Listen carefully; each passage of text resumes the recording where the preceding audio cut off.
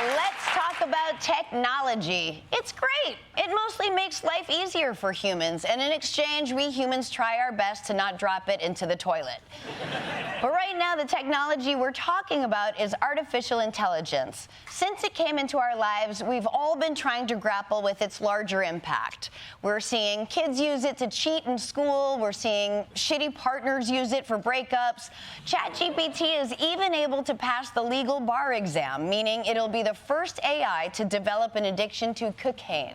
But it might be a good thing that Chat-GPT could be a lawyer, because a lot of people are taking its ass to court.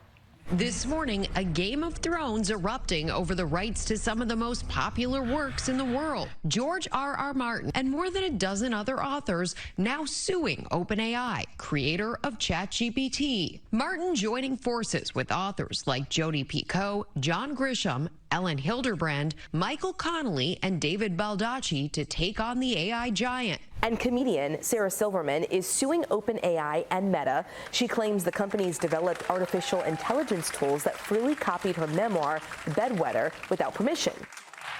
That's right, mother. Esteemed writing luminaries like myself and George R.R. Martin are suing AI. And I'll tell you why in another installment of Long Story Short.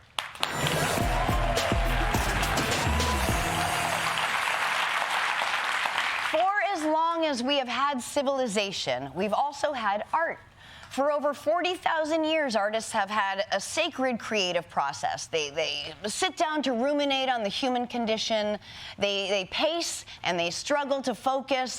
They get up to get a snack, maybe take a nap. Then they work a bit more. So they reward themselves by scrolling Instagram on the toilet for so long they shit again. Then they finally get something on the page, and when they ask their partner for feedback, they get mad when it isn't what they wanted to hear because their partner doesn't get me. Why do I even ask you? You're supposed to support me. Then eventually they buckle down, really do the work, and finally, voila, tub thumping.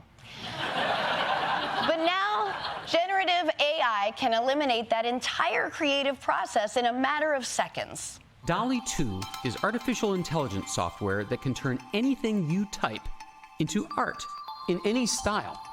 Portrait of a panda in the style of Renoir.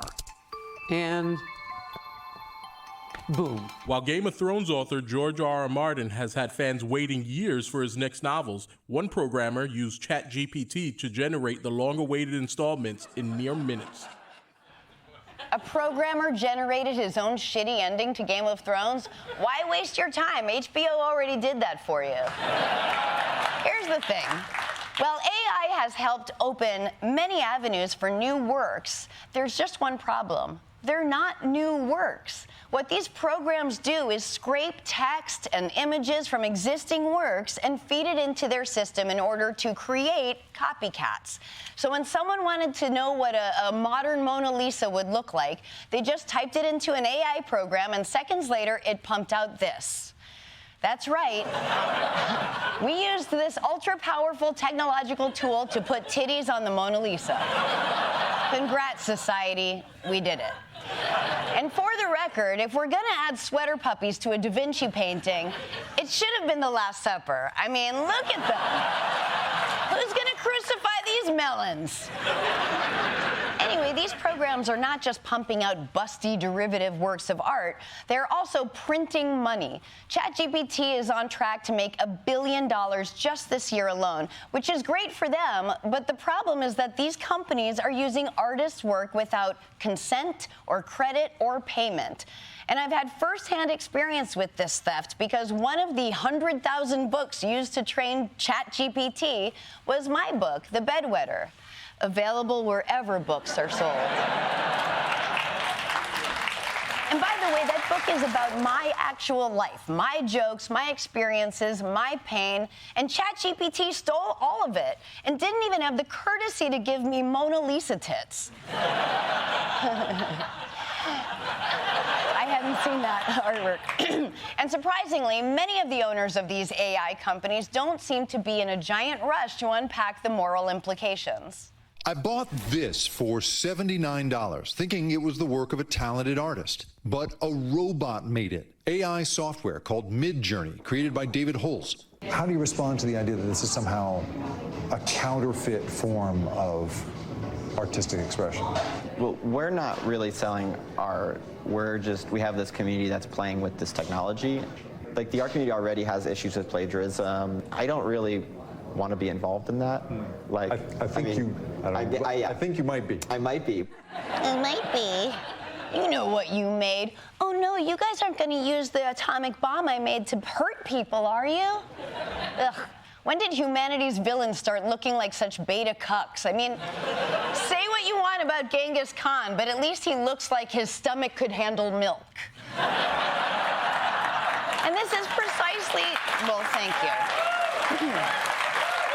This is precisely why you are seeing artists filing lawsuits to protect not only their creative work, but the work of future artists. And just to be clear, I'm not looking to shut down AI or turn the clock back. I just want guardrails so that AI fairly compensates the people whose work comprises its entire brain. This is not anything new. Technological advancements will always require regulation. For example, when technology brought us turntables and music sampling, it helped launch the genre of rap music and brought us lyrical wizards like Biggie and Tupac and Chet Hanks.